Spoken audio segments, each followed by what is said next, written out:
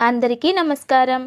దక్షిణాయనం, గ్రీష్మ ఋతువు, ఆషాఢమాసం, కృష్ణపక్షం, త్రయోదశి, ఆరుద్ర నక్షత్రం, శుక్రవారం. ఆషాఢ శుక్రవారం కాబట్టి అందరూ కూడా లక్ష్మీదేవిని పూజించి అర్చించి ఆరాధించాలి. ఈరోజు ఆషాఢ లక్ష్మీ వ్రతం ఆచరిస్తారు. ఆరుద్ర నక్షత్రం ఈరోజు. ఈ నక్షత్రం శివుడికి అత్యంత ప్రియమైన నక్షత్రం. ఇది రుద్రుడు జన్మించిన నక్షత్రం. అదేవిధంగా శుక్రవారం అంటే శుక్రుడు అంటే సాక్షాత్ లక్ష్మీ అమ్మవారికి సోదరుడు. శుక్రునికి అధిదేవత లక్ష్మీదేవి. లక్ష్మీదేవిని ఎవరైతే ఎక్కువ పూజిస్తారో వారికి శుక్రదోషం పోతుంది. ఒకసారి లక్ష్మీదేవి శివుణ్ణి పూజిస్తూ ఉండగా బ్రహ్మకమల పుష్పాలన్నీ అయిపోతాయట. అయిపోతే ఏం చేయాలో తెలియదు. అప్పుడు తన వక్షస్థలాన్ని కమలంగా మార్చి అందిస్తుందట అమ్మవారు. అలా ఆ పుష్పంలో నుండి ఉద్భవించినవే ఈ బిల్వదళాలు. అందుకే లక్ష్మీ నివాస స్థానం ఎక్కడా అంటే బిల్వదళాల వెనుక భాగంలో లక్ష్మి ఉంటుందట. బిల్వదళాలను 2 రకాలుగా పూజిస్తారు. ఈ బిల్వదళాలను బోర్లించినట్లు శివునికి పూజిస్తే లక్ష్మీ ప్రాప్తిస్తుంది. అదే బిల్వదళాలను మామూలుగా సమర్పించడం వలన మోక్షం ప్రాప్తిస్తుంది. ఇష్టార్థాలు సిద్ధించాలంటే మాత్రం బోర్లించినట్లే సమర్పించాలట. అయితే ఈరోజు శుక్రవారం మరియు ఆరుద్ర నక్షత్రం వచ్చింది కాబట్టి ఓం నమ శివాయ అంటూ ఈ శివనామస్మరణ బ్రహ్మచారులందరూ చేయాలి. అదేవిధంగా ఓం క్లీం నమ శివాయ అనే ఈ మంత్రాన్ని వివాహమైన వారు ఇంకా అందరూ కూడా జపించవచ్చు. అయితే అందరూ కూడా ఈరోజు మంత్రబలంలో భాగంగా ఓం క్లీం నమ శివాయ, ఓం క్లీం నమ శివాయ అనే మంత్రాన్ని జపించాలి. ఈ నామాన్ని జపించడం వలన మహాపుణ్యఫలం ప్రాప్తిస్తుంది. శివానుగ్రహం, దేవి అనుగ్రహం మరియు ప్రకృతి మాత అనుగ్రహం కూడా ప్రాప్తిస్తుంది. అయితే ఈరోజు అందరూ కూడా భద్రలక్ష్మి స్తోత్రాన్ని తప్పక చదువుకోవాలి. సాయంత్రంలోపు కొన్ని బిల్వదళాలను తెచ్చుకొని వాటికి వెనుక ముందు శ్రీచందనం రాసి ఒక రాగి చెంబు కానీ వెండి చెంబు కానీ లేదా ఇవేవీ లేనప్పుడు మట్టి చెంబునైనా తీసుకొని అందులో ఈ ఆకులను ఉంచి పసుపు రంగు వస్త్రంతో మూసేయాలి. తర్వాత దానికి ఓం భద్రలక్ష్మై నమః ఆవాహయామి అంటూ అక్షంతలు వేసేయాలి.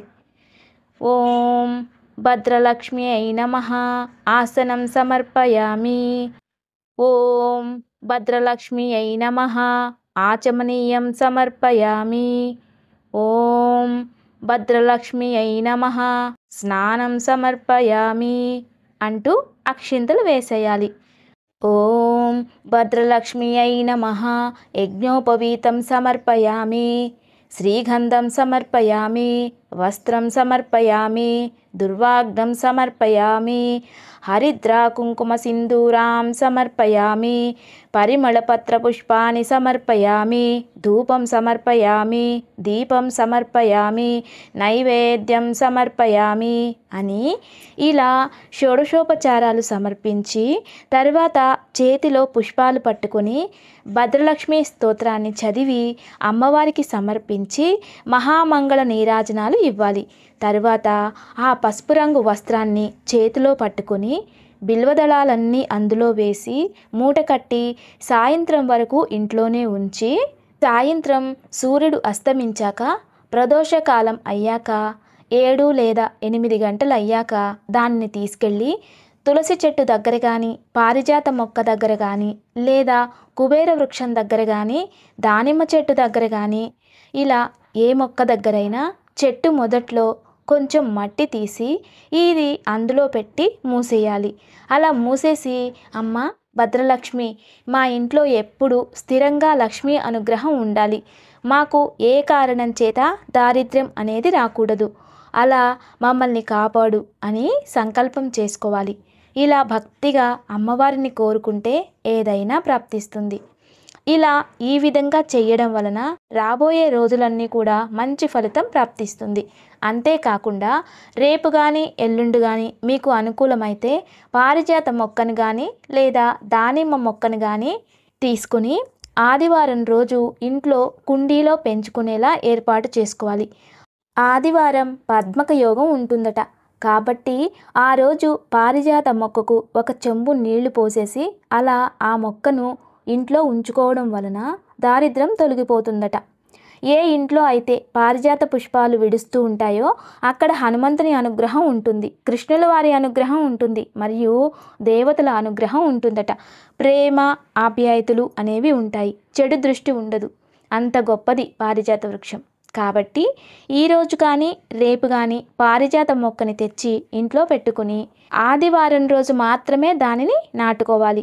ఆ రోజు నుండి అది మనింటిది అనుకుని నీళ్లు పోసేయాలి. కుండీలో అయినా సరే పెంచగలము అనుకున్న వారు మాత్రమే చేయడానికి ప్రయత్నించండి. అలా పెంచలేము అనుకున్న వారు తెచ్చుకోకపోవడమే మంచిది. ఇక ఈరోజు మంచి మాట. జీవితంలో ఎప్పుడు కూడా ఒకటి గుర్తుంచుకోవాలి. ఎప్పుడు కూడా మనకి ఏదైనా జరగాలి అంటే ముందు ప్రయత్నించాలి, బాగా కష్టపడాలి.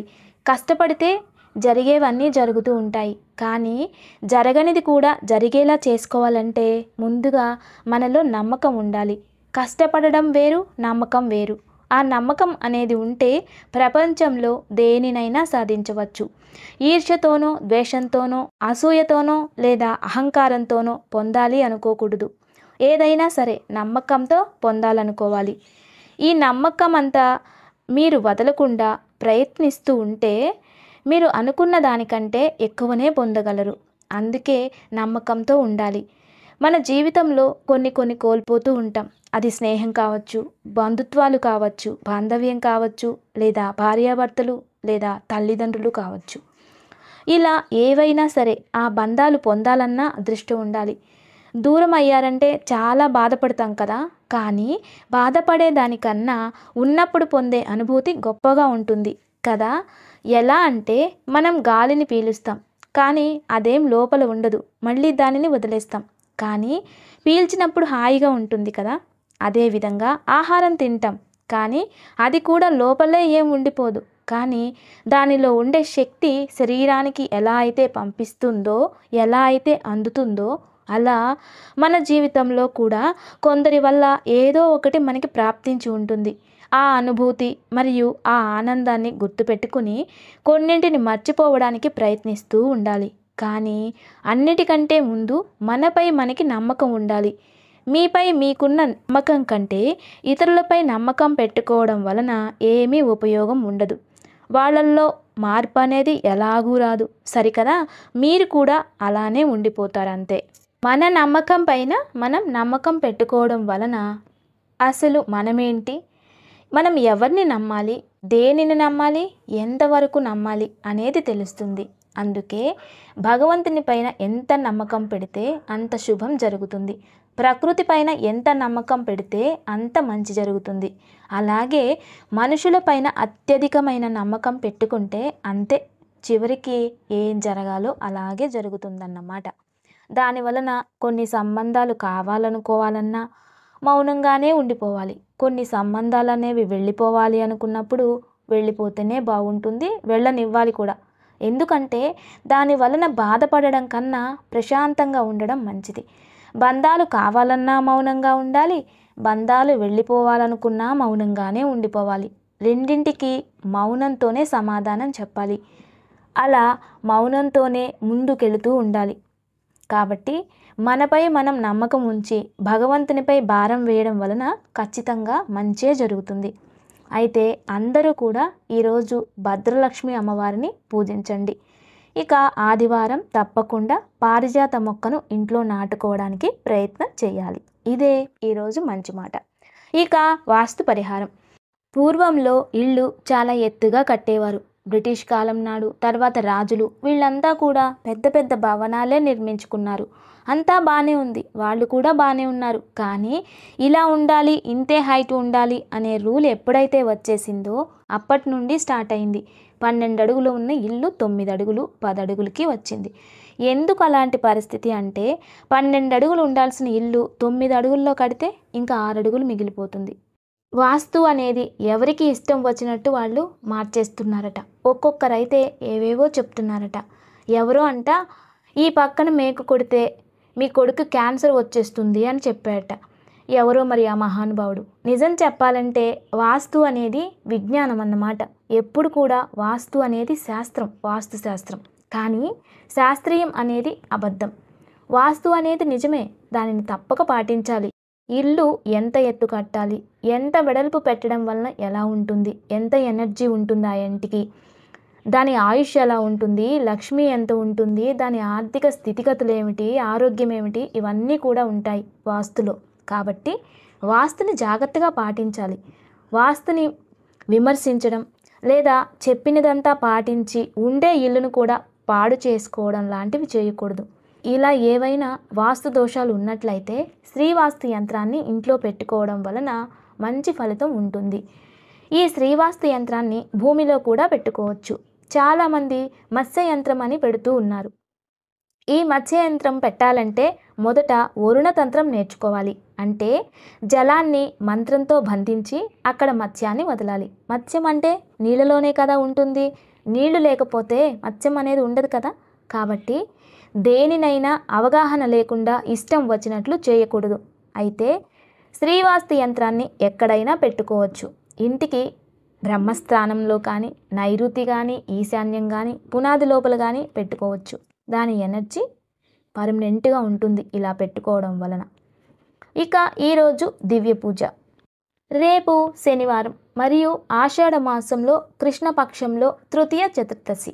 రేపు ఉదయం చతుర్దశి పునర్వసు నక్షత్రం. పునర్వసు నక్షత్రం గురు నక్షత్రం.